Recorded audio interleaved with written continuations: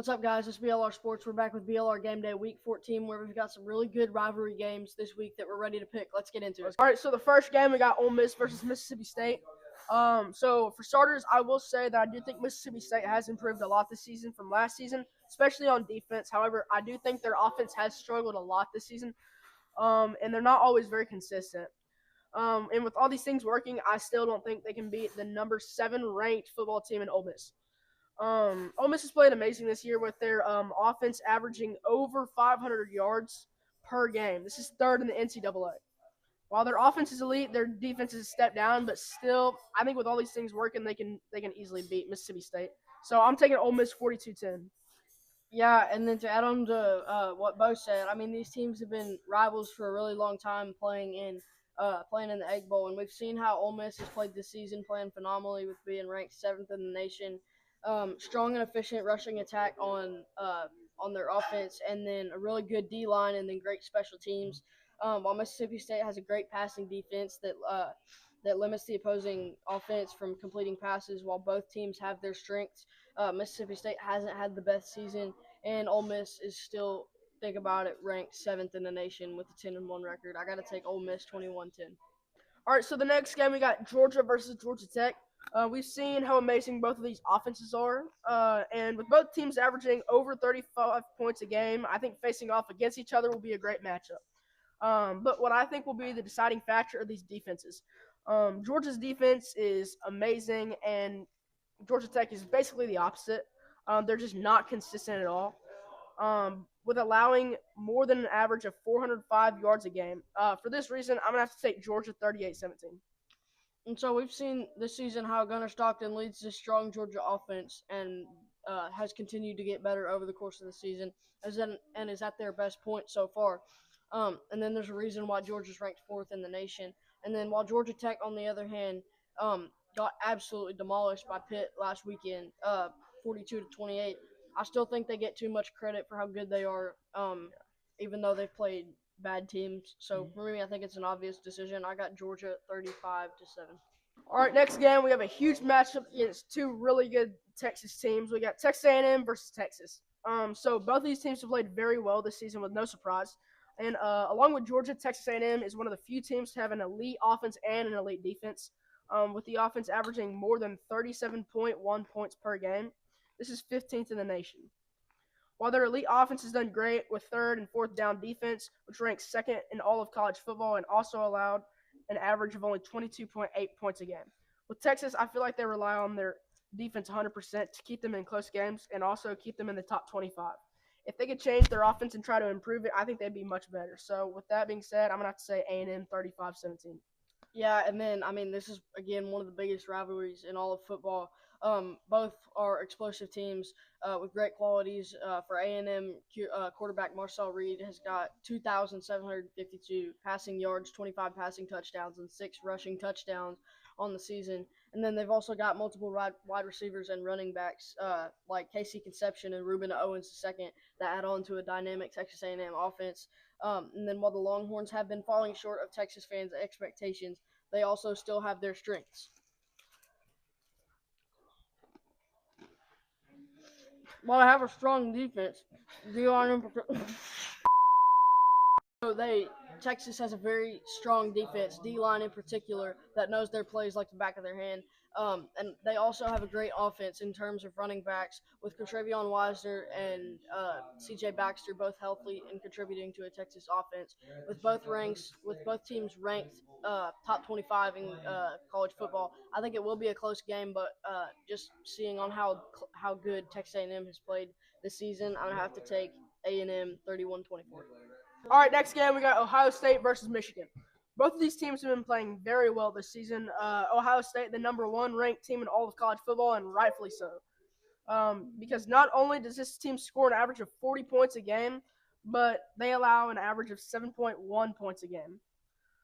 On the other hand, the Michigan Wolverines have relied on a strong defense that plays well in the trenches and an effective rushing offense. However, the overall offense, particularly the passing game with the true freshman quarterback Bryce Underwood, has been inconsistent. So I'm going to have to take Ohio State 35-7.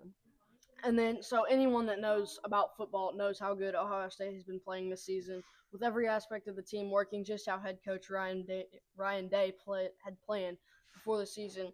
Their defense is their biggest asset, mainly. Their D line knows how to stop the run, pressure the quarterback, and press the opposing wide receivers with tight coverage. This weekend, the real college game day is in Michigan for this game, which I mean, I kind of think it should have been in Texas.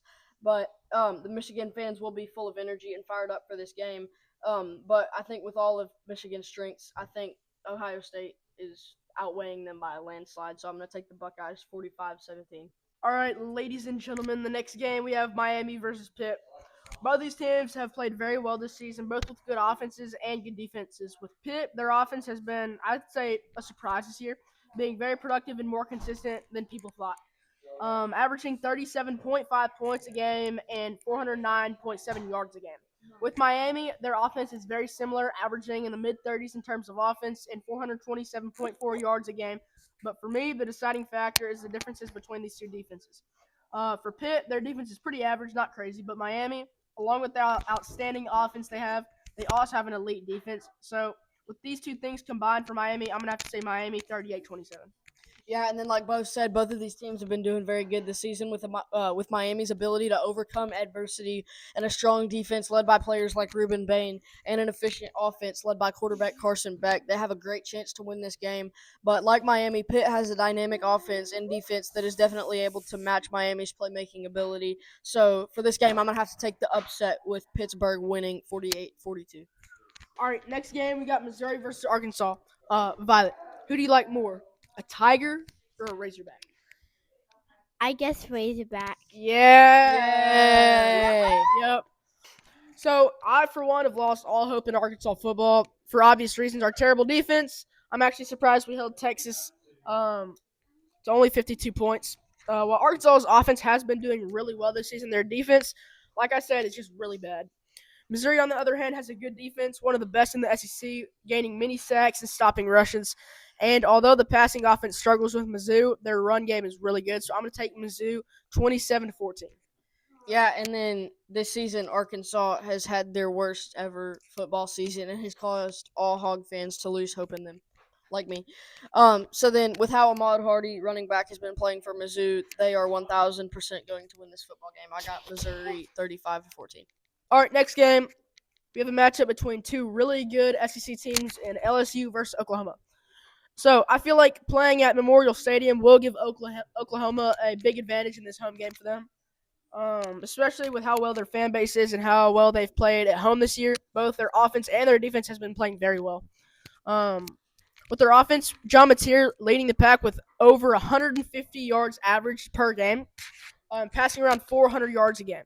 While LSU, on the other hand, hasn't played well offensively, having a good rush and a great defense are the only things that keep them in games. I think this will be a close one, but I'm going to have to say Oklahoma 34-13. Yeah, so then last week Oklahoma came off a good win against Missouri, 17-6, which their defense has been on there pretty regular too. They've been stopping the run and playing amazing. And then last week they did a great job of pushing the Tigers back on third and fourth downs, which has been key for them this whole season. So then their running backs continue to shine by finding holes and pushing through the D line. And then LSU, like Oklahoma, has had an amazing defense. It's ranked top 10 in the country in multiple defensive categories. So then LSU also has an offense that's been getting better throughout the season with Garrett Nussmeier has been playing some great football in the past weeks. And then although both of these teams have been playing some great football over the last few weeks, Oklahoma has been on a tear and winning games and playing great ball this season. I got the Sooners 27-21. All right, next matchup, we have a huge game between the 20 seed Tennessee versus the 14 seed Vanderbilt. This will be an amazing game, but same as LSU and Oklahoma game, this will give Tennessee a big advantage in this game because they're at home. For Vandy, they had a breakout season with their leader in offense, Diego Pavia, having a 72.3% completion rate and averaging over 350 yards a game. And this leads the SEC. And with Tennessee, they have a great star QB in Joey Aguilar. He averages over 300 yards per game and rushes for 120.9 yards a game. While both these teams have had good defenses, they will rely most on their offenses this game. This will be an amazing game between two amazing offensive and defensive SEC teams, but I'll say Tennessee 41-38. Yeah, and then pretty much everybody that knows about football knows how good Vanderbilt's played this season with quarterback Diego Pavia on Heisman watch, where he Yeah. contributes to a dynamic and efficient offense for Vandy. Tennessee has had a good season too, and then like Vandy, they have a great offense. One stat that stands out is their total yardage, which is ranked top 5 nationally. But then Vandy has just been a powerhouse in football this season, so I got to go with the Commodores 24-14. All right, the final game this week, we got Alabama versus Auburn. Bama has been playing very well both offensively and defensively this season with a star wide receiver in Ryan Williams. He's going off this season. He's been playing amazing the last 2 seasons, and Bama's defense has also been playing well, allowing only 16.2 points per game while scoring an average of 33.6 points. With Auburn, they're averaging around 30 points per game while allowing 20. Auburn has also been playing great with rushing this season with almost 200 rushing yards this season. They're top in rushing in the SEC. However, I think with Bama having a better offense and defense, I'm going to say Bama 41-24.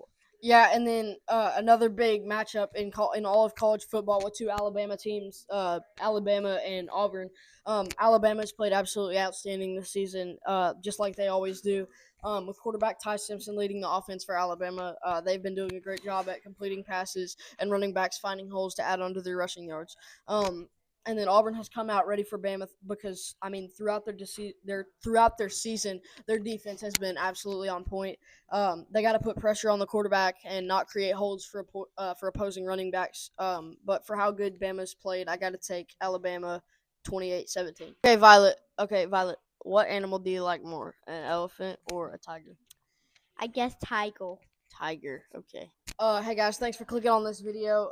Thank y'all so much for all the support that y'all have given us throughout the past few weeks. It's totally meant a lot to us, for gaining subscribers, and it's just meant a lot to us. Thank y'all again for for clicking on this video, and y'all make sure to like it. Subscribe. Bye.